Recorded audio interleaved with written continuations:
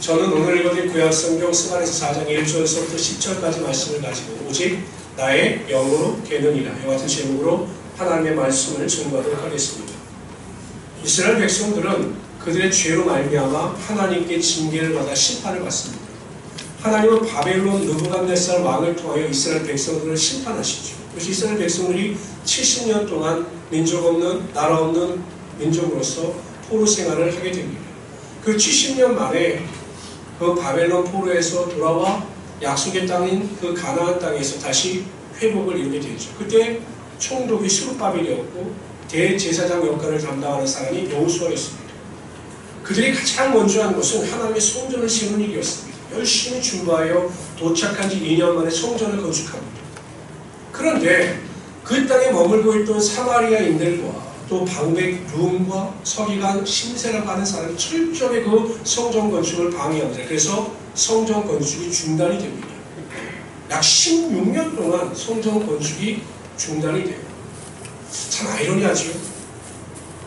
스룹바벨이나 이스라엘 백성들이나 여호수아가 개인이 일을 한 것이 아닙니다. 하나님이 일을 한 것입니다. 하나님을 위하여 성전을 건축하고자 했던 거죠. 그러면 모든 방해됨이 없이 온전히 성전이 건축되어져야 하는데 그게 아니라 오히려 하나님을 위해서 한 일인데 성전 건축이 16년 동안 중단이 되었습니다. 여기 우리에게 주는 교훈이 있습니다. 우리는 흔히 생각하기에 내가 하나님의 일을 하고 하나님을 위하여 살면 아무 문제나 어려움이 없을 것이다 라고 생각을 합니다. 여러분 절대 그렇지 않다는 것입니다. 우리가 하나님을 위하여 살고 하나님의 일을 위하여 헌신할 때 사단도 똑같이 역사하여 하나님의 일을 하는 것을 방해한다는 것이죠.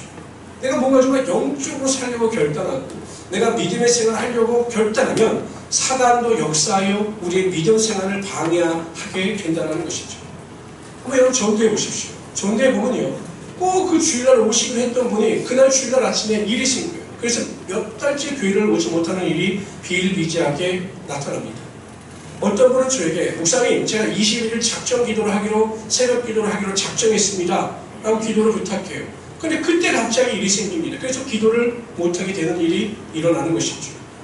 여러분 하나님의 선한 일을 하고 하나님을 위하여 산다 할지라도 사단의 방해가 있다는 것을 우리가 분명히 깨닫고 그런 상황 가운데 낙심할 것이 아니라 더 믿음을 견고케 하여 하나님의 은혜 가운데 나아갈 수 있어야 한다는 것입니다.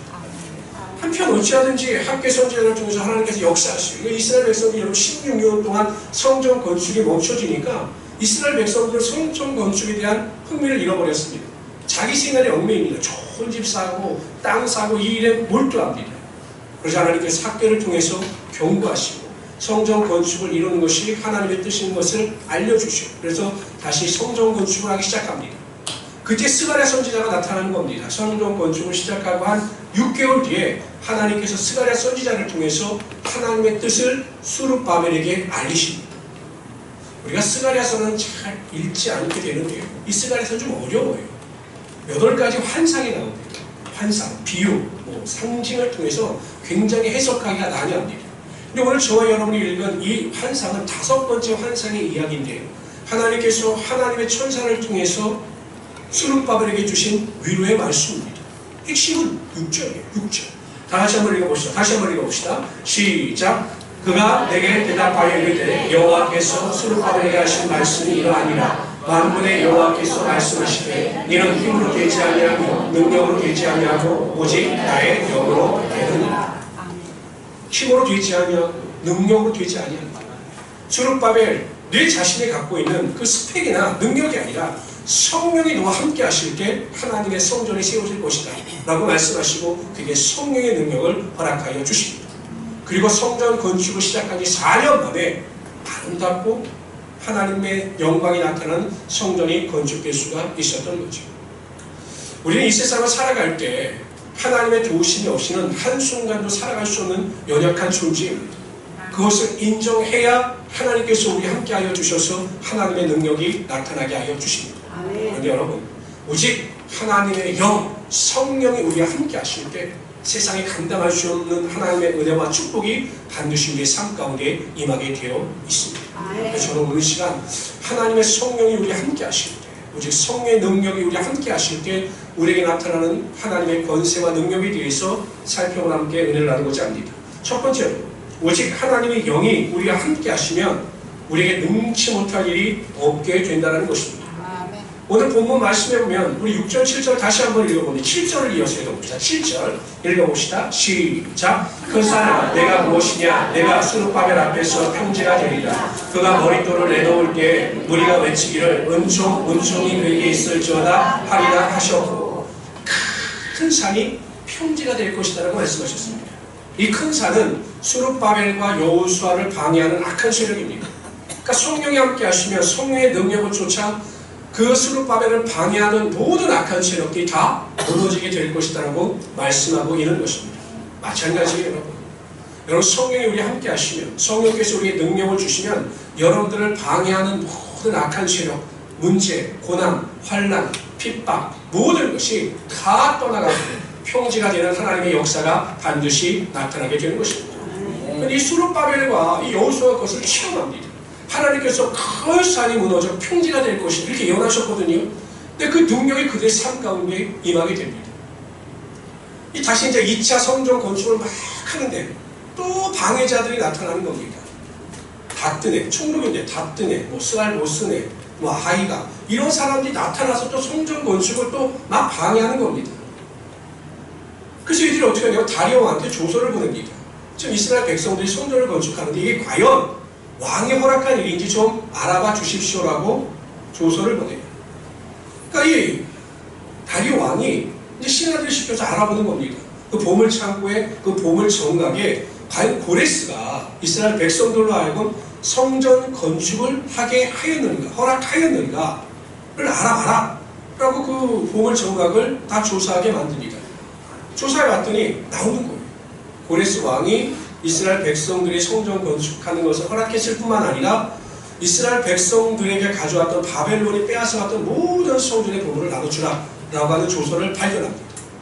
그래서 이 다뜨네와 스달보스네와 그 경호인 아비삭 사람에게 보내요. 그들의 건축을 방해하지 말라. 근데 여기서 끝났으면 그래도 괜찮을 텐데 뭘 또 이야기하냐면 그들이 성전을 건축하는데 너희들이 걷어들인 세금을 그들에게 나눠줘서 그들이 성전 건축하는데 어려움이 없도록 하라 이렇게 명령을 내립니다. 여러분 성전 건축을 방해하려고 했다가 자신들이 이익으로 가져갈 수 있는 세금마저도 그들에게 돌려줄 수밖에 없었던 그러한 일이 벌어지게 되는 것입니다.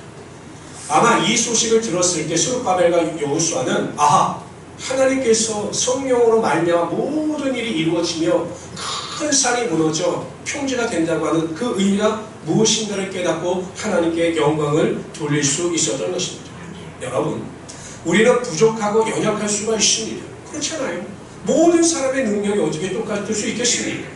그러나 우리의 능력이나 우리의 스펙이나 우리가 가지고 있는 어떤 소유도 아무 필요가 없습니다.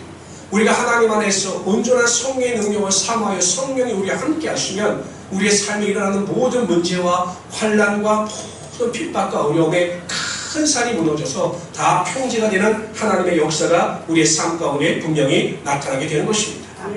그렇다면 왜 성령이 우리와 함께 하시고 성령이 우리를 도와주시면 이러한 기적과 능력이 나타날 수밖에 없는가? 이 두 가지 면에서 저희가 살펴볼 수가 있습니다. 첫째, 성령이 함께 하시면 우리에게 세상이 감당할 수 없는 믿음을 주셔서 놀라운 능력을 행하게 하시는 것입니다. 그러니까 성령의 능력이 우리에게 임하시면 하나님께서 우리에게 세상이 감당할 수 없는 믿음을 주셔요. 그리고 믿음을 통해서 하나님의 역사가 나타나게 하여 주시는 거죠. 예수님께서 제자들에게 약속하시는 것이 성령이 너에게 임하시면 너희가 권능을 받는다라고 말씀하셨어요. 이 권능은 하나님의 은사입니다. 고린도전서에 보면 성령이 임하였을 때 우리에게 나타나는 은사에 대하여 설명하고 있습니다. 다 같이 읽어봅시다. 시작. 어떤 사람에게는 성령으로 말미암아 지혜의 말씀을, 어떤 사람에게는 같은 성령을 따라 지식의 말씀을, 다른 사람에게는 같은 성령으로 믿음을, 어떤 사람에게는 한 성령으로 영을 주는 은사를. 9절에 보면 다른 사람에게는 같은 성령으로 믿음의 은사를 주신다고 말씀하셨습니다. 기억하시고요. 10절이 있습니다. 어떤 사람에게는 능력 행함을, 어떤 사람에게는 예언함을, 어떤 사람에게는 영들 분별함을, 다른 사람에게는 각종 방언 말함을, 어떤 사람에게는 다름을 통역함을 주시는 이 성령의 은사, 성령의 임재 가운데 하나님의 은사가 무엇이냐? 믿음을 주신다는 거예요. 믿음. 여러분, 우리가 구원 얻는 믿음은 모든 사람들이 다 똑같은 거예요. 예수님께서 나를 위하여 십자가에 못 박혀 피 흘려 돌아가셨다. 그리고 사흘 만에 부활하셨다. 이 복음을 믿는 믿음은 다 똑같은 거예요. 뭐 누구 믿음이 더 크고 작고가 없어요. 이것을 온전히 믿을 때 우리에게 구원이 선물로 주어지게 되는 것이죠. 그러나 구원 얻은 이후의 성도들의 믿음은 제각각입니다. 어떤 분은 믿음이 견고하고 어떤 분은 믿음이 연약할 수가 있어요. 예를 들어서요. 사도 바울이 예루살렘을 향하여 돌아갈 때 드로아에서 일주일 동안 머문 적이 있습니다.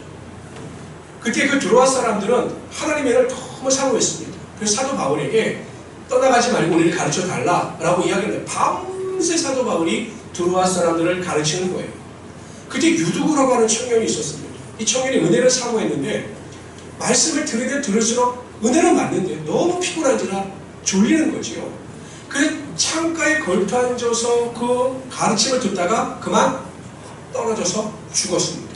사람들이 난리가 났죠. 근데 여러분, 사도 바울이 뭐라고 이야기하냐면 죽지 않았다는 거예요. 아직 그에게 생명이 있다는 겁니다. 모든 사람들이 보았을 땐 죽었어요. 그런데 사도 바울이 생각하기엔 그 믿음의 능력으로 볼 땐 하나님께서 유두구를 살리실 것을 믿었던 거죠. 그래서 사도 바울은 선포한 겁니다. 그가 죽지 않았다. 그럴 때 여러분, 하나님께서 유두구를 살리는 그 능력이 나타나게 하여 주셨던 거죠. 사도 바울의 믿음대로 된 것입니다. 하나님은 여러분의 믿음의 분량대로 역사하십니다. 내가 어떤 믿음의 분량을 가지고 있느냐에 따라 그것이 하나님의 역사의 크기를 결정한다는 것입니다. 내가 믿음이 없으면 하나님의 능력은 나타나지 않아요. 내 믿음이 종지기만 한 믿음을 가지고 있으면 하나님 그만큼만 역사하시는 것입니다. 그러나 눈에 보이는 것 없고 손에 잡히는 것 없고 귀에 들리는 것 없어도 하나님께서 모든 것을 행하실 것을 믿고 나가는 자에게 반드시 기적과 같은 믿음의 능력이 여러분 삶 가운데 나타나게 하여 주실 것입니다. 우리 모든 성도님들은 성령의 능력을 통해서 믿음의 은사를 보유하시고 그 믿음으로 생각하고 믿음으로 말함으로 하나님의 큰 능력을 맛보며 살아가시는 귀한 성도들이 되시기를 주님으로 축원합니다. 둘째, 성령이 함께 하시면 우리에게 세상에 감당할 수 있는 지혜를 주셔서 놀라운 능력을 행하게 하시는 것입니다. 예수님께서 제자들을 세상에 파송하시면서 믿음을 가지고 나가라. 믿음만을 가지면 다 될 것이다. 이렇게 말씀하지 않으셨어요. 뭐라고 말씀하셨냐면 이렇게 말씀하셨습니다. 보라, 내가 너희를 보내니 양을 이리 가운데 보낸 것 같구나. 그러므로 너희는 뱀같이 지혜롭고 비둘기같이 순결하라. 세상은 이리와 같이 악하다는 겁니다. 그 악한 세대를 이기기 위해서 비둘기 같은 순결함도 필요하지만 뱀 같은 지혜가 필요함을 강조하고 계신 겁니다. 그리고 그러한 지혜를 제자들에게 주셨습니다. 이 세상도 마찬가지입니다. 여러분, 세상은 우리가 오직 믿음으로 사는 것이 가장 중요하지만 믿음 플러스 하나님이 주시는 신령한 지혜가 필요한 것이죠. 다니엘을 보십시오. 하나님께서 지혜를 주셨기 때문에 그가 하는 일이 모두 능통했다라고 성경은 기록하고 있습니다. 직장생활 하시는 분들도요, 그냥 아무렇게나 직장생활하는 건 아닙니다. 하나님, 내가 직장생활을 잘 할 수 있도록 저에게 능력도 주시고 업무를 잘 파악하고 진행할 수 있는 지혜도 허락하여 주셔서 직장에서 하나님의 영광을 드러내게 하여 주십시오 라고 지혜를 구하면 하나님께서 그 직장생활에 걸맞는 지혜를 허락하여 주실 것입니다. 인간관계를 잘 할 수 있고 모든 문제를 해결할 수 있는 지혜를 반드시 부어주시는 것입니다. 가정생활도 마찬가지입니다. 가정을 잘 이끌어가기 위해서는 지혜가 필요합니다. 아내들은 자녀 양육을 어떻게 잘할 것인가, 이게 하나님께서 지혜를 주셔야 합니다. 어떻게 자녀를 잘 양육하는 것이 자녀들을 이끌어가는 것이 하나님의 지혜인가를 잘 깨닫게 하여 주셔요. 부모들은 자녀를 양육하면서 자신의 욕심대로 자녀를 키우려고 하죠. 이걸 해야 된다, 저걸 해야 된다, 막 자녀들을 자신의 욕심대로 이끌어가려고 합니다. 그러다 보면 이제 관계가 힘들어지는 것이죠. 하나님께서 지혜를 주시면 어떻게 자녀를 잘 양육할 것인지, 남편과 좋은 관계를 유지할 것인지, 그런 여러 가지 가정 안에서 행복을 이루어갈 것인지 하나님께서 지혜를 허락하여 주십니다. 저는 그런 경우를 많이 봤어요. 아니, 믿음이 좋다고 하는데 왜 이렇게 가정이 힘들까? 남편의 믿음도 좋고 아내의 믿음도 좋다고 하는데 왜 이렇게 가정 안에서 불협화음이 일어날까? 그 이유는 한 가지. 가정을 잘 이끌어갈 수 있는 하나님의 신령한 지혜를 구하지 않았기 때문에 이 부부관계나 부모 자식 관계나 자녀의 관계에서 어려움이 발생할 수밖에 없는 것입니다. 사업도 마찬가지죠. 사업도 하나님께 지혜를 주셔야 합니다. 그 지혜를 주셔야 지혜롭게 잘 사업을 이끌어갈 수 있게 되는 것이고 그 지혜를 통해서 사업이 더 확장될 수 있게 되는 것입니다. 성령께서 우리와 함께 하시면, 그래서 우리에게 지혜를 주시면 우리가 이 악한 세상을 이기며 살아갈 수 있어요.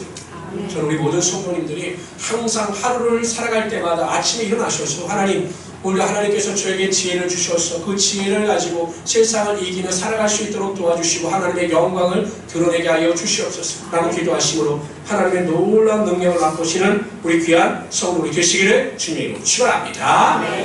그 두 번째로요, 오직 하나님의 영이 우리와 함께 하시면 우리가 하나님을 더 뜨겁게 사랑하게 되고 하나님의 말씀에 순종하게 되는 것입니다.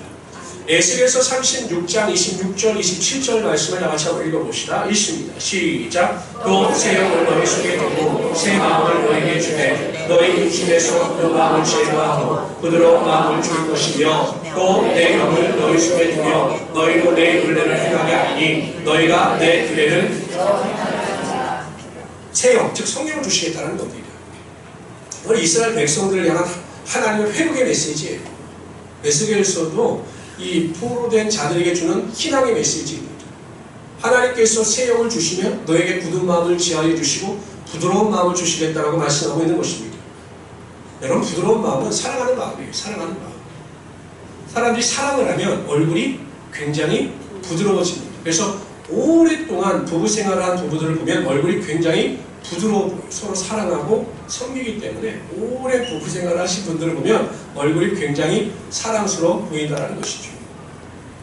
근데 여러분, 이스라엘 백성들이 우상을 섬김으로 말미암아 그들의 마음이 완악했어요. 완악했기 때문에 하나님 앞에서 바로 서지 못했던 것입니다.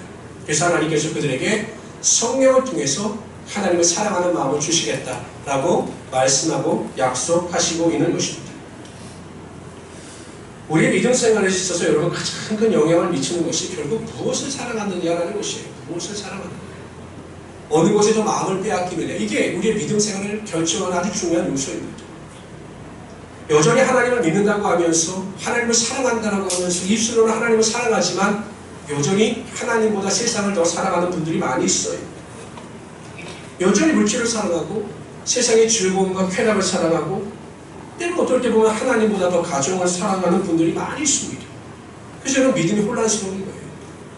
하나님을 사랑하고 하나님을 섬기며 내 믿음이 발전하고 성장하고 성숙하는데 하나님을 사랑하는 것이 아니라 세상을 더 사랑하다 보니까 믿음이 성장하고 성숙하지 아니하며 감사와 찬양이 흘러나오는 것이 아니라 매일 원망과 불평이 흘러나올 수밖에 없다는 것이죠. 그래서 예수님께서는 이렇게 세상을 살아가는 것이 얼마나 큰 어려운 위험인가에 대해서 말씀해 주셨습니다. 하나님께서 보십시오. 다 같이 한번 읽어봅시다. 읽습니다. 제가 읽어드릴게요.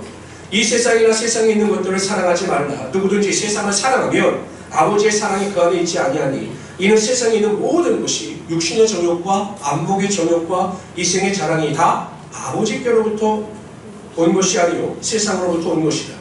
이 세상도 그 정욕도 지나가되 오직 하나님의 뜻을 행하는 자는 영원히 거하느니라. 세상을 사랑하지 말라는 것입니다. 왜냐하면 그 안에 하나님의 사랑이 없기 때문에. 그래서 세상을 사랑하게 되면 결국 그 영혼이 병들게 되어 있다는 것입니다. 근데 여러분, 참 어려운 것이 무엇이냐면 우리가 세상을 살아가고 있기 때문에 이 세상과 단절하면서 살아가는 것이 굉장히 어려워요. 여러분, 중독에 걸린 사람들, 알코올 중독이라든지 이 마약 중독에 걸린 사람들은 알코올이나 마약이 삶에 얼마나 큰 피해를 주는 것인가를 알아요. 그래서 그것을 끊으려고 하는데 이게 중독이 되어 있기 때문에 그것을 끊는 것이 굉장히 힘이 들다는 겁니다. 신앙생활에도 마찬가지예요. 이 세상을 살아가는 것에 깊이 빠져있던 분들, 내가 믿음 생활을 하면서도 세상에 깊이 빠져있던 분들이 돌이켜서 갑자기 하나님을 사랑하고 하나님을 위하여 산다. 이게 쉽지 않다는 거죠. 세상을 살아가는 것이 습관이 얼마나 무서운가를 보여주는 예가 있어요. 제가 갑자기 우리 김상민 안수일장님 찬양을 드리면서 갑자기 생각났어요. 무명 가수 출신의 전도사님이 계셨어요. 반무대에서 노래 부르시고 이런 분이신데 은혜를 받아서 이제 목회자가 되셨습니다. 그래서 어느 날 회중 찬송을 인도하라. 이제 목사님께서 오늘 금요일교회 전도사가 가수 출신이니까 한번 멋지게 금요일교회 찬송을 인도해봐. 이렇게 하신 거예요. 그래서 아까 우리 김상미 집사님이 부르신 찬송 있죠? 갈 길을 밝히 보이시니 주 앞에 빨리 이 찬양을 부르는 거예요. 근데 탁 올라가니까 머리가 하얘지는 거예요. 음이 생각이 나죠. 참 보고 있다가 불러야 되는데 부르기 시작합니다. 갈 길을 이렇게 불러버렸어요. 트로트가 된 거예요. 반무대에서 부르던 대로 그냥 트로트를 불러버린 거예요. 그러니까 여러분 사람의 습관이 사람의 중독이 얼마나 무섭다는 것을 보여주는 것 아니겠습니까? 저는 우리 모든 성도님들이 세상의 욕심과 사랑을 끊기 위해서 가장 핵심은 결국 하나님 안에서 성령의 능력을 받는 수밖에 없어요.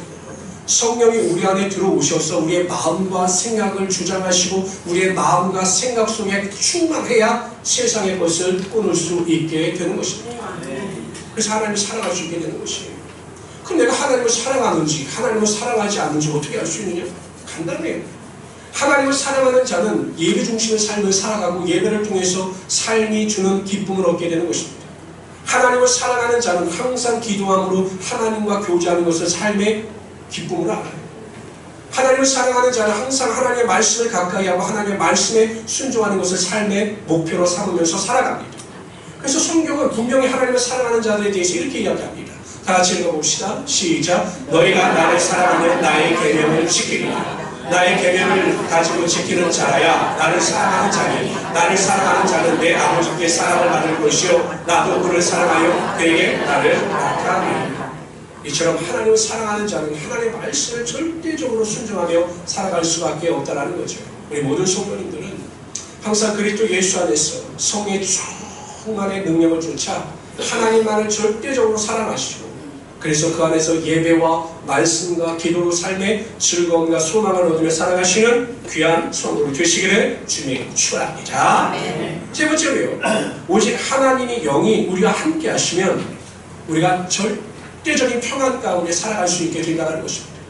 예수님께서 이렇게 말씀하셨습니다. 다 같이 한번 읽어봅시다. 시작. 보혜사 곧 아버지께서 내 이름으로 보내실 성령 그가 너에게 모든 것을 가르치고 내가 너에게 말한 모든 것을 생각나게 하리라. 평안을 너에게 끼치노니 곧 나의 평안을 너에게 주노라. 내가 너에게 주는 것은 세상이 주는 것과 같지 아니하니라. 너희는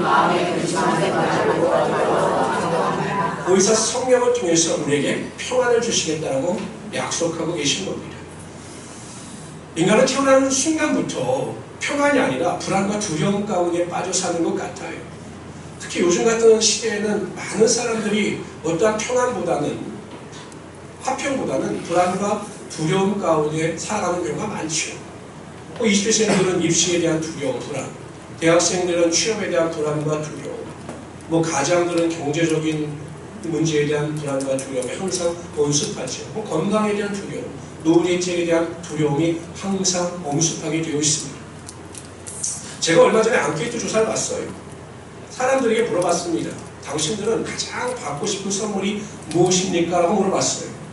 근데 사람들이 위로라고 대답을 했어요. 위로. 누군가에게 위로를 받고 싶다라는 겁니다. 위로를 받아서 내가 정말 마음이 평안했으면 좋겠다 라는 대답을 가장 많이 했습니다. 제가 금요 기도를 끝나고 가면 이렇게 가끔 야식을 먹으면 TV를 보면 하는 게 삼시세끼라고 하는 TV 프로그램이 있어요. 나영석 TV가 하는 프로그램인데 저는 종종 그걸 보는데 이번에는 그 여배우들 셋이 나와서 그냥 아무 일도 안 하고 하루 삼시세끼를 챙겨 먹는 거예요. 깊은 산촌에서. 근데 그게 그렇게 인기예요. 제가 나름대로 분석을 해봤어요. 목사는 항상 뭘 보면 분석을 합니다. 왜 사람들이 이 프로그램을 좋아해요? 없어요. 그냥 평안한 겁니다. 그냥 아무 걱정, 문제 없어요. 그냥 하루 세끼 뭘 먹을까만 고심하면 되는 거예요. 그래서 그냥 해먹는 겁니다. 그 풍경도 그렇고 너무 평안한 겁니다. 그래서 사람들이 그것을 동경한다라고 합니다. 이처럼 우리에겐 하나님이 주시는 절대적인 평안이 필요한 것이죠. 그러나 여러분, 무엇을 얻는다고 해서 어떤 문제가 해결된다고 해서 결코 사람이 평안함 가운데 살아갈 수 있는 것은 결코 아니에요. 저는 수많은 사람들을 상대해보지 않습니까? 저는 정말 다양한 사람들을 많이 만났어요. 부자들도 만나보고 장관들도 많이 만나봤어요. 근데 이상하죠. 이 세상에 근심과 걱정과 불안과 두려움이 없는 사람은 하나도 없다는 사실입니다. 각각 자신이 처한 위치에서 각각 두려움과 불안이 있어요. 절대 평안의 능력을 맛보지 못하며 살아간다는 것입니다. 가끔 어떤 분들이 저에게 여쭤봐요. 목사님은 어떻게 그렇게 목회를 하십니까? 어려운 일도 많으실 텐데 어떻게 그렇게 목회를 하십니까? 라고 여쭤봅니다. 저는 자신해요. 여러분들은 저같이 목회 못합니다. 기분 나쁘시죠? 솔직히 여러분들 저처럼 목회 못해요. 아마 저처럼 살라고 하시면 쓰러지는 분들이 굉장히 많으실 거예요. 제가 항상 웃으면서 이야기하고 밝은 표정을 보이면서 이야기하지만 제가 목회를 하면서 여러분 당할 일이 얼마나 많겠습니까? 인간적인 모욕도 많이 당해보고 또 상상치 못할 일이 많아요. 제가 여러분들에게 말을 안 드리지만 그럴 때마다 제가 하나님께 기도하는 게 있어요. 하나님께서 저에게 맡겨주신 한 영혼이 천하보다 귀하다고 말씀하셨습니다. 제가 목회를 하려면 어떠한 문제나 어떠한 어려움 앞에서도 흔들리지 않는 하나님이 주시는 절대 평안이 필요합니다. 그래야 제가 목회를 할 수가 있습니다. 얼굴 표정 바뀌지 않고 제가 목회를 할 수 있어요. 하나님 그런 평안을 주십시오. 매일 이렇게 기도하거든요. 근데 여러분 그게 되더라는 거예요. 성령의 능력이 임하게 되고 성령의 충만함이 임해서 하나님께 기도하면 제가 받는 모든 어려움과 상처나 스트레스보다 하나님께서 부어주신 평안의 능력이 더 크기 때문에 모든 것을 넉넉히 이기며 살아갈 수 있게 되더라는 것이죠.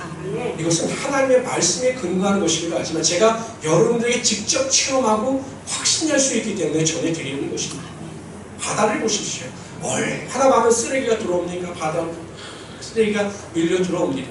그 정도 쓰레기면 바다가 오염되어지고 요즘은 또 많이 오염되어지긴 했지만 바다가 그냥 생물이 살 수 없을 정도로 그렇게 되어 하는데 바다는 그만큼 넉넉하기 때문에 자생 능력이 있기 때문에 모든 쓰레기를 받아들이면서도 지금까지 유지될 수가 있는 것 아니겠습니까?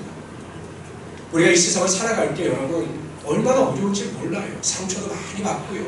불안할 수도 있고요. 두려워할 수도 있어요. 그러나 이 자잘한 모든 것이 하나님의 평안의 능력으로 가득 찰 때 다 물러가게 되는 것이고 우리가 세상을 넉넉히 이기며 살아갈 수 있게 되는 것입니다. 우리 모든 성도님들이 이러한 성령의 충만함의 능력을 통해서 하나님이 주시는 절대 평안을 누리며 살아갈 수 있는 하나님의 귀한 성도들이 되시기를 주님으로 축원합니다. 실존주의 철학자 중에 존 야스퍼스라고 하는 사람이 있습니다. 이 야스퍼스라고 하는 사람은 인간은 각각 개인이 직면하고 있는 상황이 있다고 설명을 했어요. 이것을 일반 상황과 한계 상황으로 구별을 합니다. 일반 상황이란 우리가 충분히 해결할 수 있는 조건이에요. 어떤 물건을 살 수 있거나 우리의 능력으로 행할 수 있는 상황을 일반 상황이라고 합니다. 여기에는 신의 도움이 필요가 없어요. 그런데 인간의 힘으로 해결할 수 없는 한계 상황이라는 것이 항상 존재한다는 거죠. 죽음이라든지 죄책의 문제라든지 인간의 능력으로 할 수 없는 일이 분명히 존재한다. 이것을 한계 상황이라고 전제합니다. 그러면서 야스퍼스가 하는 말이 이 한계 상황에서 인간은 선택을 하게 되는데 초월자, 즉 신을 찾게 되고 그 신과의 하나됨을 통해서 이 한계 상황을 극복한다라고 말을 해요. 제가 솔직히 고등학교 다닐 때 이 야스퍼스를 별로 좋아하지 않았어요. 이 사람은 인간에게 종교가 필요한 이유는 단지 한계 상황을 극복하기 위해서 이렇게 주장했기 때문에 저는 이 야스퍼스라고 하는 사람을 좋아하지 않았습니다. 그런데 여러분 한편으로는 맞아요.